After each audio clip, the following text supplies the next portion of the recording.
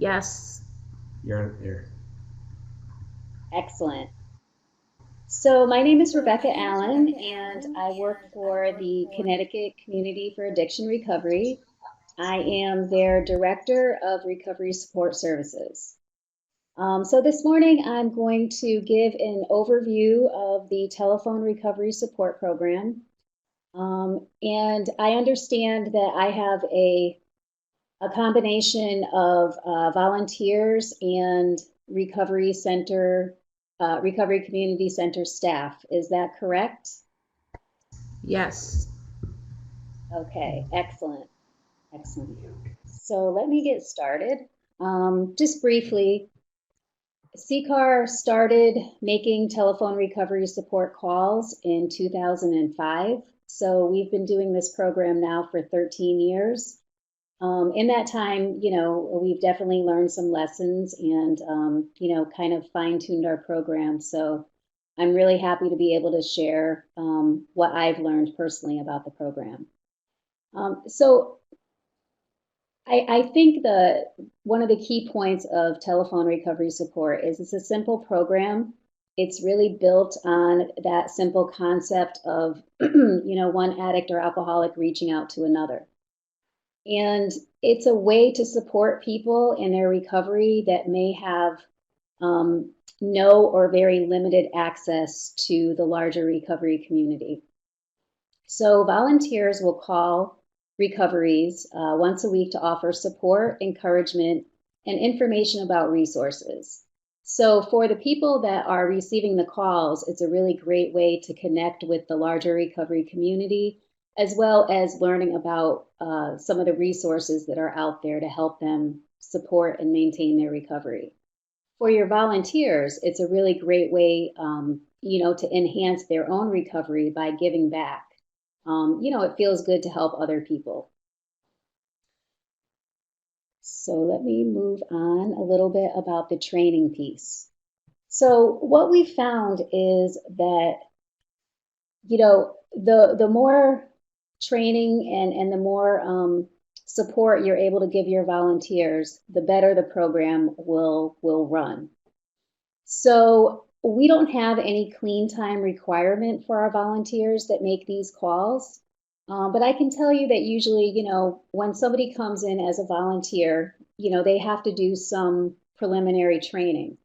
So we do a volunteer orientation and we do a couple of other trainings like peer facilitation and things like that. So by the time a volunteer is ready to be trained to make the telephone recovery support calls, they've been involved in our centers probably for at least about a month. But we don't have clean time requirements for our volunteers to make these calls. That can be controversial sometimes, but we really feel as an organization that somebody's clean time or lack of clean time isn't necessarily a good gauge of their recovery. So this program is really more for our volunteer, or it's just as much for our volunteers as it is for the people that we call. It really keeps them engaged in the recovery process, and it really keeps them engaged at the centers. I've really seen our volunteers really grow in making these calls. So it's a really great kind of fit for a recovery community center. So the calls are simple. It's really about three things. So listening, encouraging somebody, and supporting them in their recovery. And it's as simple as that. The calls are about listening to somebody, but you're able to share, your own story, your own experience. But what I say to the volunteers is really just make sure the person on the other end of the phone is open to hearing about your particular pathway of recovery. It's also a way to provide recovery resources. So there's different ways to find resources. For us, what works best is that all our volunteers have access to a computer.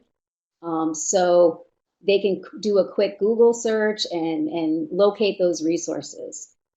Our volunteers don't necessarily call people in their own communities. So we have 3 different recovery community centers in Connecticut, and all 3 of the centers, we have volunteers that make these calls.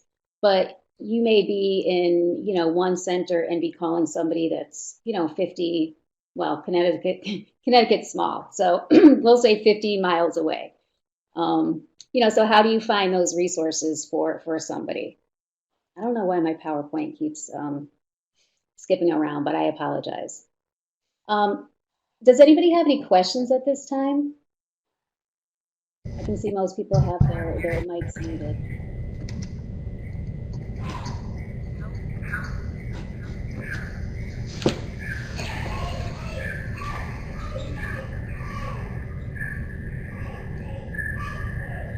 Okay, so I'm just going to move on.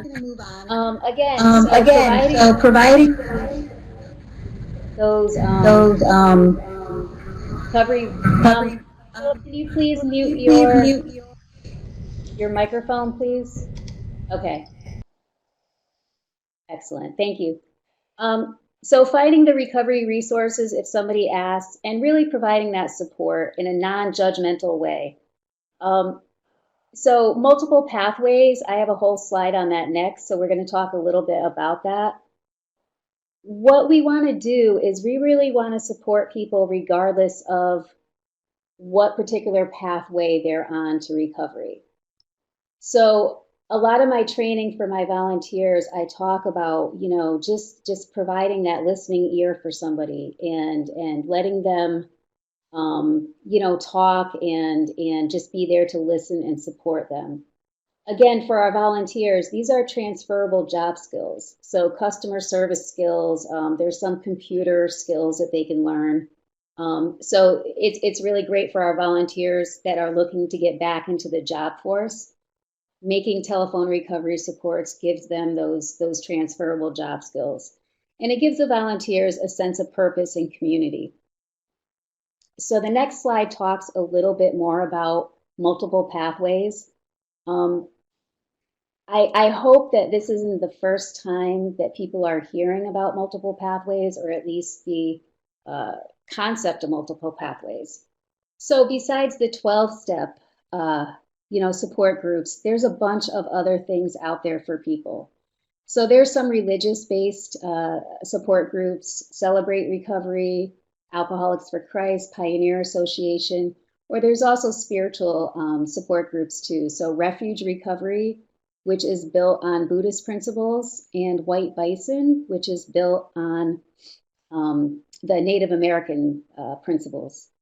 Heroin Anonymous, thank you, Philip. Yep. So there's a bunch of different support groups. There's also secular groups. So things like LifeRing and Smart Recovery, medicated assisted treatment.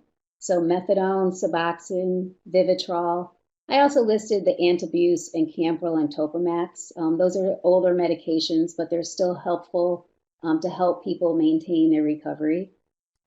There's many wellness-based supports for people: yoga, meditation, qigong, tai chi. There's active sober communities. Phoenix, well, they call themselves the Phoenix now, but it used to be Phoenix Multisport, Recovery Fitness, and these are groups of people that get together and engage in certain types of sports like rock climbing or biking or things like that. But they're a sober, they're a sober community, so not only are they participating in the activities, but they're providing support to each other. And there's a huge, huge number of online recovery supports for people. So In the Rooms, which is a website that will let you participate in virtual meetings. And they do AA meetings, they do NA meetings, they do something called an all recovery meeting, which is very inclusive. And there's a bunch of different apps, right? But anyways, so there's all these resources out there for people. So if something isn't working for them, maybe you can suggest something else. But it's really about being open to somebody, regardless of your own particular path to recovery. Does anybody have any questions about this slide? No. Okay, thank you.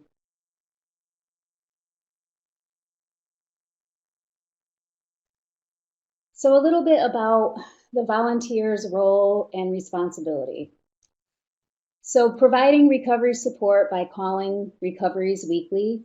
And as I go into this a little bit more, you can see that this program can really be customized. So you may decide that maybe you want to call people twice a week or 3 times a week.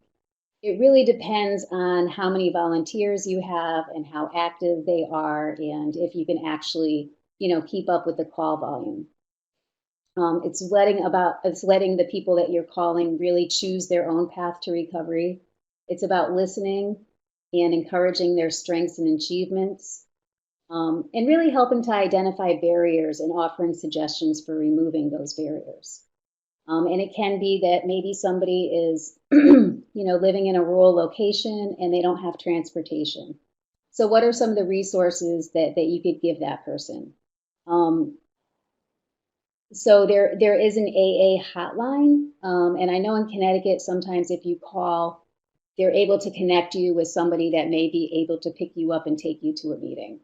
Or maybe you might want to suggest to that person to, if they have a computer or if they have access, maybe they can participate in a meeting from in the rooms. So there's all these different options for people, and it's really about helping them to connect really to the larger recovery community. I also really encourage volunteers to, if they're talking to somebody that is really having a hard time, to encourage that person, if they're close enough, to come into the Recovery Community Center, because that's a really great way for people to connect. So if that's possible, I always encourage the volunteers to try to get that person to come in and see if they like the Recovery Community Center and what that can kind of offer them in terms of support. Again, having the volunteers really nurturing their own personal recovery, because they are acting as a model to the people that they're talking to. Again, sharing their own experience and hope with recoveries when appropriate, meaning that, making sure that that person is open to hearing about it. We never want to be on a call and, start preaching our own personal pathway to recovery. That can be a turn off to a lot of people. So we really want to stay, really want to stay open, and really it's about listening to them and supporting them. A little bit about ethics and boundaries. So I'm going to move on to the next slide. Does anybody have any questions so far? I'm going No. to slow down a little bit. I feel like I've been talking a lot. Okay, thank you, Jeff and David. Confidentiality. So this is a non-clinical service. These are volunteers that are making these calls. But the calls are confidential, and it's okay to share that with the person that you're calling. If you need, if you're a volunteer and you're on a call and you think that caller may need some more support than you're able to give them, you can definitely, have a staff member talk to that person, or try to give them resources to a more clinical type of service. But you shouldn't gossip about the calls, and you should only talk about a call in order to get more support for that person. So the person you're talking to should feel safe sharing what's going on with them. We know that people need to talk, and people need to talk openly about what they're going through. So, for instance, if I just got out of treatment, I may be going back to my family or my loved ones, or whatever. But it may be hard for me to share openly about things like cravings and things like that, because my family members may think that I'm going to go out and get high. But it's helpful to share about cravings and stuff. So this is really where the telephone recovery support can really be a great benefit to somebody. So boundaries, so always clarify your role as a volunteer and understand that you can't personally, provide housing or transportation to somebody. You can't act as their sponsor, um, which can be a little bit difficult because you will develop relationships with the people that you're calling. But you can't personally, sponsor people or things like that. What you can do is provide them with the resources. So if they are looking for a sponsor, you can encourage them, to raise their hand during a meeting and ask for one or things like that. But you can't personally provide that to that person. So anytime boundary issue comes up, always check with the Recovery Community Center staff. Uh, so early on in the program, this started at one of the centers, and it was really a partnership between one of our community centers and a treatment provider in the community.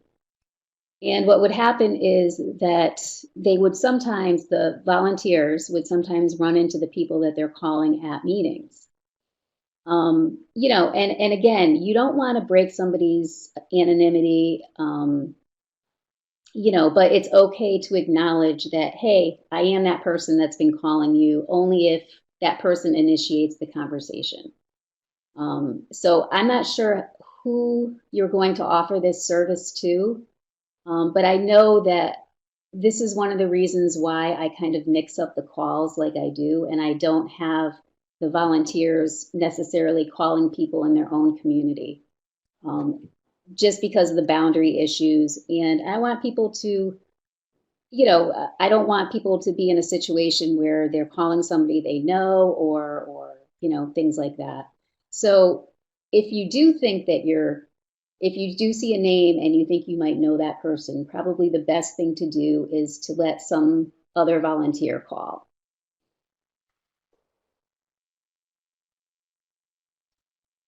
Okay, so let's go over some of the forms that are provided.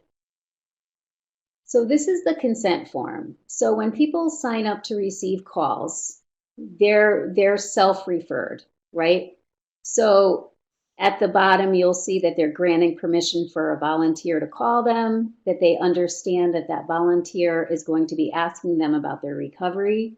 And if they need help, that volunteer will assist them in finding, a program if they want to.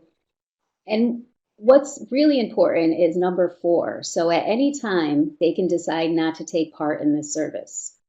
And all they would have to do is either tell that volunteer that they no longer want to receive calls, or they can call the Recovery Community Center, and you can put your phone number on this form.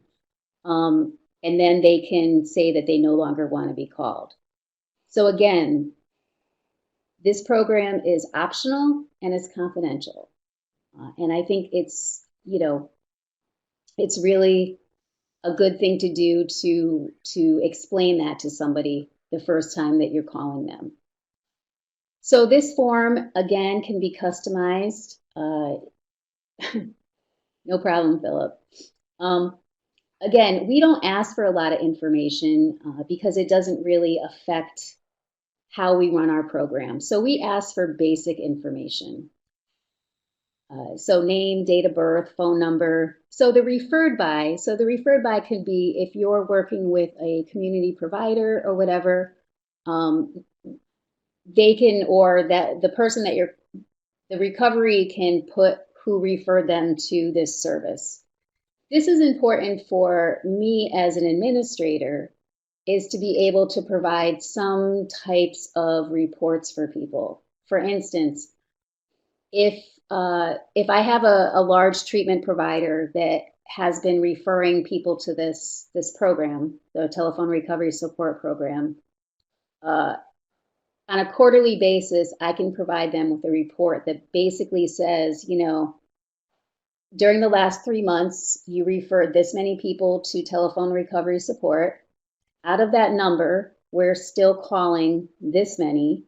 And out of that number, this many people are saying that they are doing well in their recovery, right?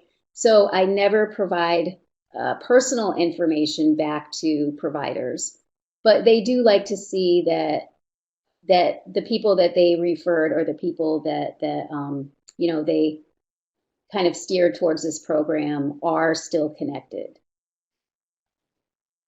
So I can talk about that a little bit more when I talk about who, how you can kind of market telephone recovery support. So we asked for a call time. Please circle a time that you would like to be called. We make these calls at the center. So, we make the calls during the time that the center is open. So in Connecticut, our recovery community centers are open Monday through Friday, basically 9 to 5, and that's the time frames that we use. Again, you can use whatever works for your particular program. We have a little box that says Spanish speaking only. So we do have volunteers that speak Spanish and they will make these calls. And again, we have another little box that says, do not leave a message on the answering machine. So we don't want to, break somebody's anonymity. So if that box is checked, if the machine picks up, we simply hang up and don't leave a message. Does anybody have any questions about this particular form?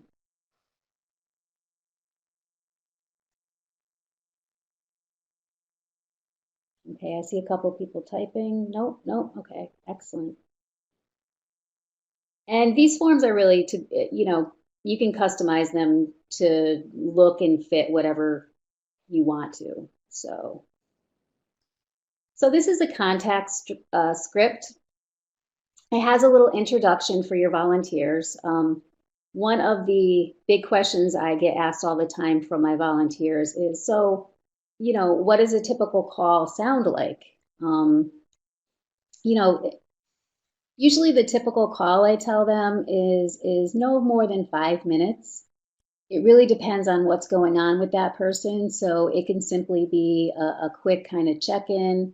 If that person is doing well, they like to share about what's going on with them. Maybe they've reconnected with their family. They started working again. They're going to IOP. Whatever. So they like to share that they're doing well. If they're not doing well, sometimes they may want to talk about it. Sometimes they don't. I don't. I don't train our volunteers to be pushy. What I train them to do is just to simply say, I understand you don't want to talk about it right now, but is it okay if we call you back tomorrow? Or is it okay if we call you back in a couple of days? The point is to really keep in contact with that person. So when they do want to talk or when they do need help, that door is open. So that's another thing too, is that if somebody relapses, we don't stop calling them. The only time we stop calling somebody is if they ask us to, or if we're not able to get in contact with them, for a while. So it's really, we're there to support them regardless of their recovery status. So this is just a short kind of contact script for volunteers. And again, this form is able to be customized as well. So depending on what you feel is important to know or what you think your funders may like to know, you can build this form, right? So it's very easy. One of the first things we ask is if they're comfortable sharing what their drug of choice was. I don't usually use that language. I say drug of use. But sometimes that's, your funders may want to know that or, whatever. So how is their recovery going? What types of supports are they using? Things like that. I love to ask about what types of supports. I find out, some people will say, they're using their dog as their support, or things like that, things that aren't necessarily um, that you would think of, but whatever helps them, uh, maintain their recovery is fine. So, um, I like to ask about things like that. But again, you can customize this to kind of look however you want. Um, this script is what you're going to build, or is what the Excel spreadsheet is built on, and I'll talk about that in a minute. You know, has the person found this call helpful? Yes or no? That's always good to know. And is this a good time to call you? Would you like us to call you at a different time? Again, asking about if it's okay to leave a message or if there's an alternate phone number for them. And really just keeping that contact with somebody. Does anybody have any questions about this form?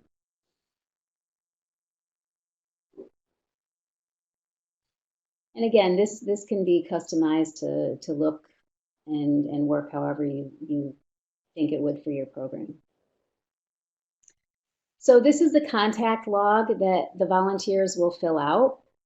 So, the person's name, their phone number, the recovery ID, you can just assign any type of number to that, or not. Very clearly whether or not to leave a message, yes or no, and another phone number here. So when the volunteer makes the calls, after the volunteer makes the call, they're going to fill in this part here. So the date of the call, were they able to contact that person, yes or no? The number of attempts, usually a staff person will fill that in, but I'll go over that in a second. In recovery, yes or no? So is the person maintaining their recovery? And again, that's one of the organizational foundational principles of CCAR, is that you're in recovery when you say you are. So if that person says that they're in recovery, then yes, they're in recovery. Some about recovery supports used. That box is a little small, so you might want to put it in the comments or the stories. Whether that person relapsed, and whether that you were able to help that person find a program. And again, the comments and the stories is really the meat of the program, and it doesn't have to be anything other than a few short sentences about what's going on with that person. And this is really in case you're not the volunteer that calls this person the next time, So if I haven't called this person in the past, I'm able to look at some of the comments and kind of see what's going on with that person to better connect with them. So I hope that makes sense. So this log here is what the volunteers will fill out. So the way we used to have this set up is that each person has their own folder, and this form, as well as the person's consent form, is in the folder. The folders are sorted by the day of the week and the time that that person wants to be called. So as a volunteer, I'm going to come into the Recovery Community Center. I am going to look at the folders and, take this stack of folders that are, say, Monday morning from 9 to 12. I'm going to grab that stack of folders. I'm going to sit down and I'm going to start making those calls. The people that I contact and talk to, I'm going to put in one pile.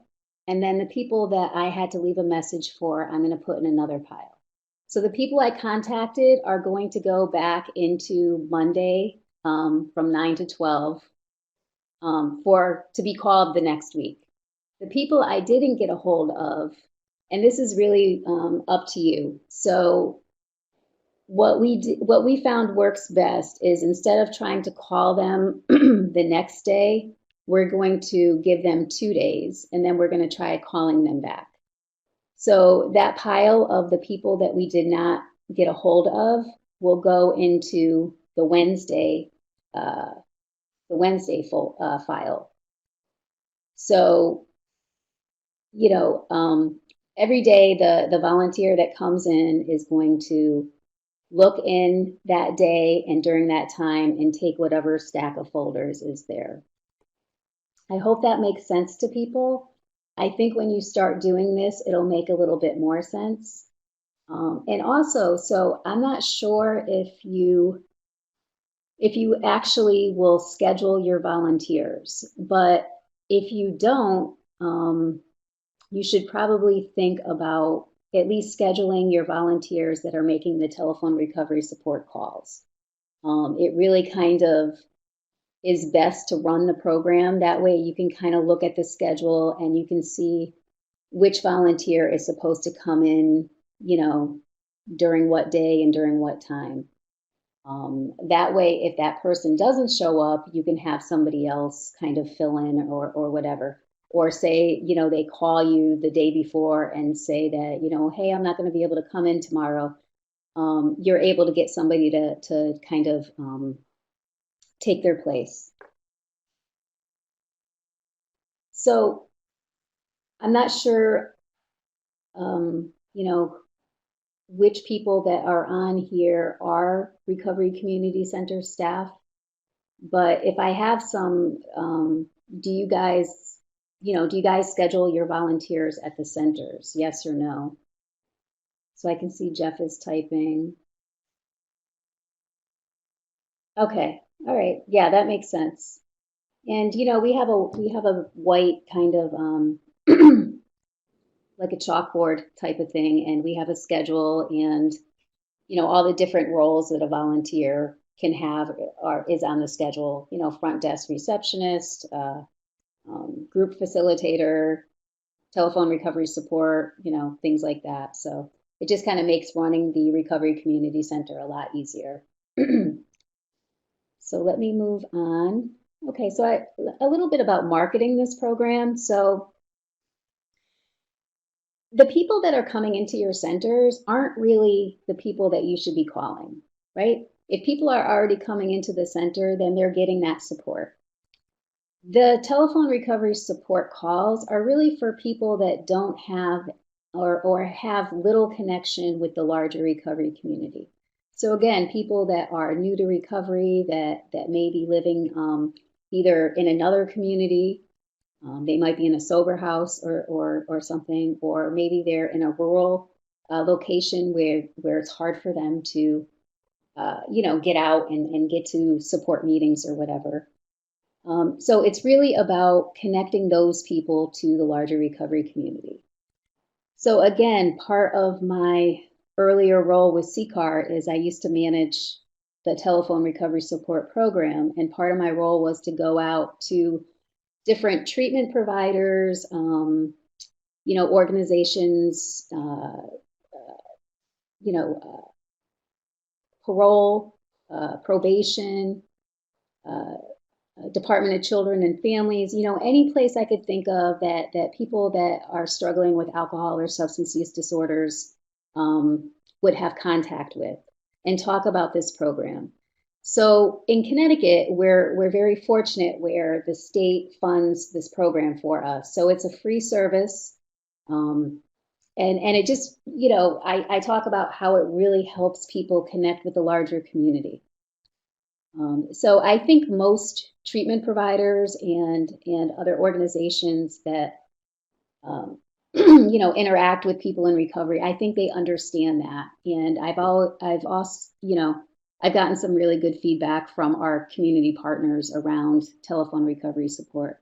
And again, some of the larger providers, I do give them a report quarterly, and that just lets them know how many people that they referred and how many people are still getting support and things. So I think that they appreciate that.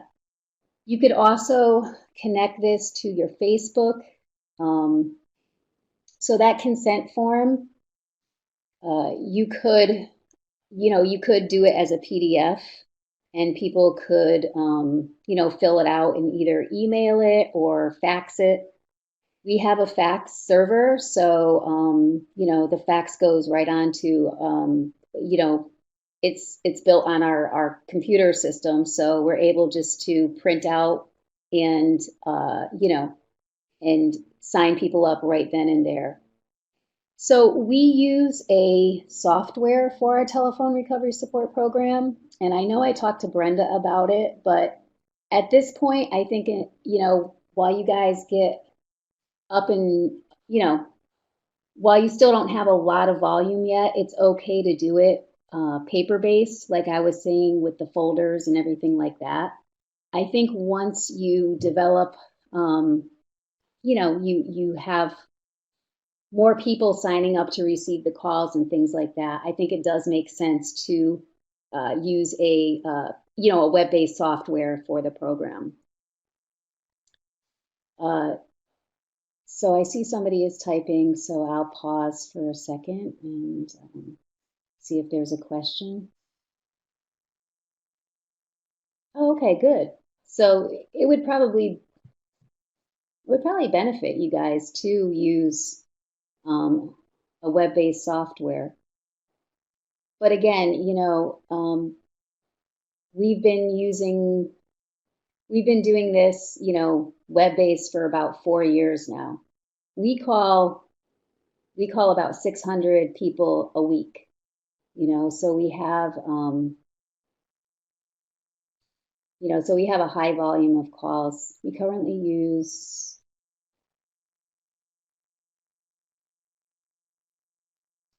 I'm not sure what that is, but if that is a type of software, then, oh, Jot Notes. Okay.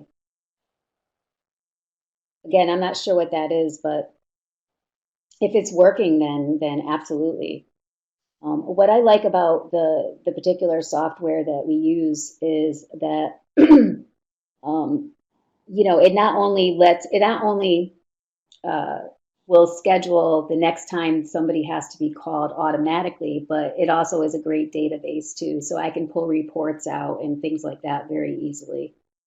But again, it is a monthly charge for us, so the software company that we use, charges us monthly to use it. But for us, it really made a lot of sense. And it also, when you're talking about transferable job skills for your volunteers, it's the same type of software that like salespeople use. So it's really great for them to have experience with that. So anyway, so this is just an example of how you can kind of market this to providers and community partners to get people to sign up to receive the calls. So this is interesting. So I get asked a lot, well, how do you know that this program is working, right? Well, people tell us it's working, right? But if you want something else, if you want something tangible, if you want something to kind of measure the success of this program, this is a quick survey that measures recovery capital, right? I started doing this probably about 2 years ago, and I do it, 2 or 3 times a year. And I sit with the volunteers, and I go over this with the volunteers first because they need to know the questions that they're going to ask and kind of how to get people to participate. So what I say to the volunteers is that, ask when you're calling somebody and, during that conversation, ask them if they'd be willing to, answer a few quick questions that won't take any more than a couple minutes. And it's just a way for us to, see if the program is really helping somebody, right? So what you want to see is that you want to see that people are building recovery capital. And this is just an example. I didn't recreate the wheel. This is taken by another survey. But what I did do was the original survey or the original recovery capital assessment was 50 questions, and I narrowed it down to 10 questions. And I've had some success with getting participation and also with really seeing that people are able to build recovery capital. What I don't ask about is I don't ask about abstinence, right? Um, well, CCAR doesn't necessarily think that somebody's abstinence measures somebody's recovery, right? So I talk a lot about, well, what comes first with somebody, right? Is it abstinence and then the rest of their lives start to improve? Or can it be the other way around? Can somebody's life improve and then they're less apt to, you know, uh, drink or drug, right? So it really depends, but it doesn't really matter for this survey. Um, I want to see the other stuff. So, that they're attending to their physical health, they're managing their stress, nice, safe housing. So things like that. So again, I didn't recreate the wheel with this survey, but it's really a nice way to kind of measure if the program is working. And the funders like it, the funders like to see this kind of stuff. And again, it's just in addition to what we already know, which is, people tell us that getting these calls helps them maintain their recovery, right? So does anybody have any questions about this survey? I am happy to provide it for people. Um, or, okay, excellent. Thanks, Jeff. So here are some supplemental webinars that could be helpful for the volunteers.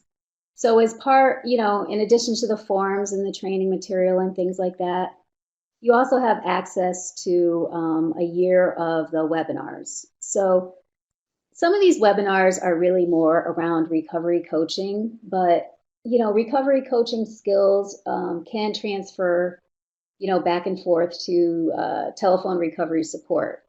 They're not the same thing, but stages of change and motivational interviewing, that skill set is just as important for telephone recovery support as it is for recovery coaching. So these are just some of the webinars that we have, but for volunteers that are going to be making these calls, they can be very helpful. Sharing your story, stages of recovery, things like that. So again, recovery coaching is recovery coaching and telephone recovery support is not the same, but you still do use some of the same skills for both programs. You should have access to these webinars. If you don't, let me know, but you should.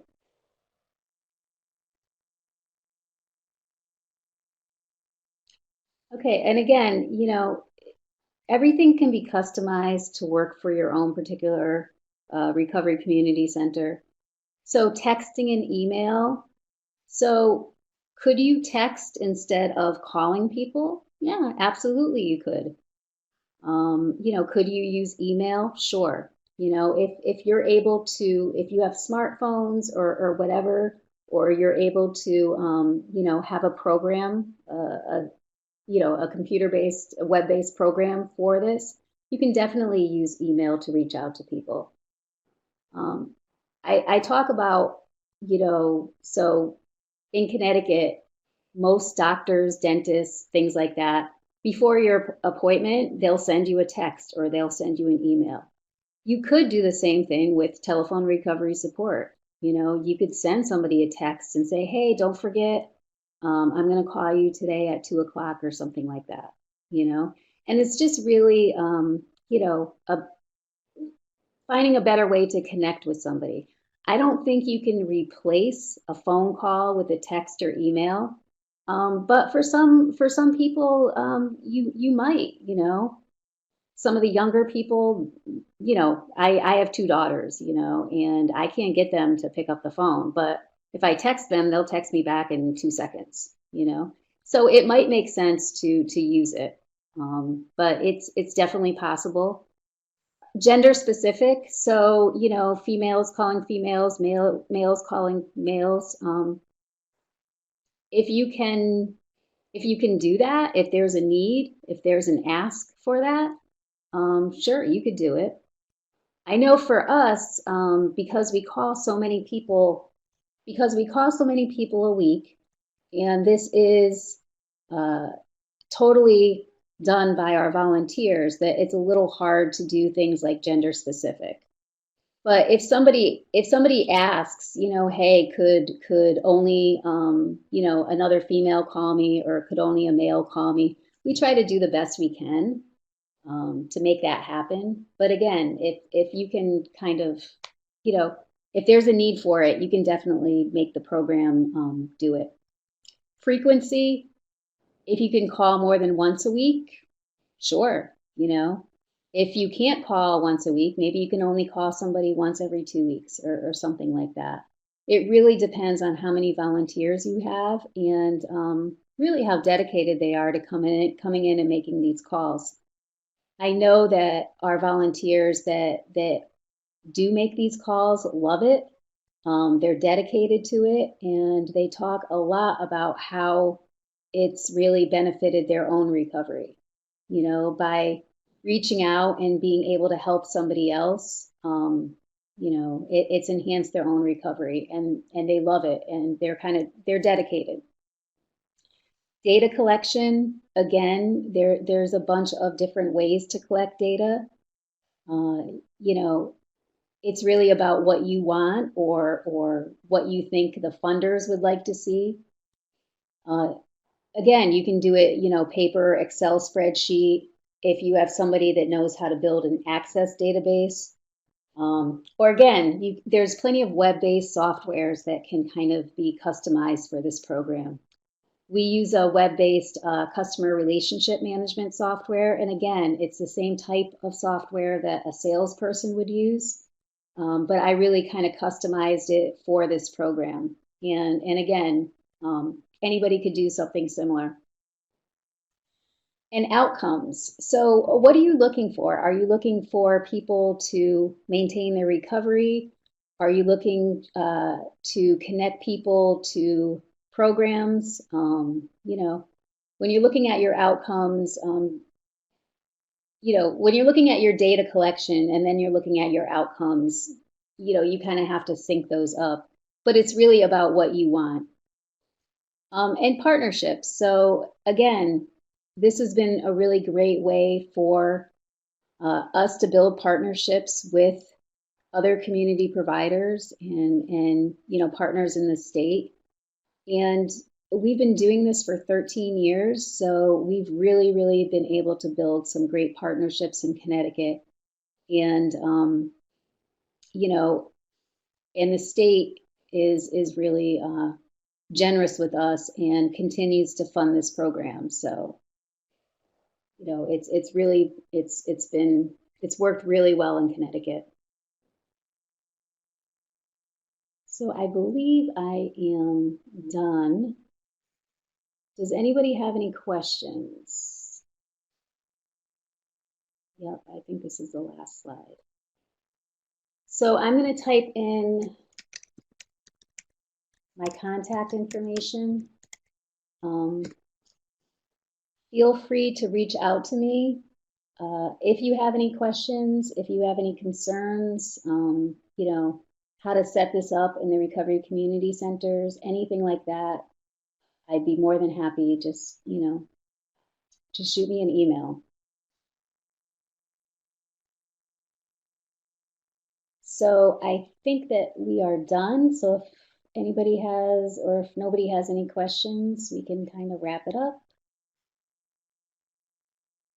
And I appreciate everybody's time this morning.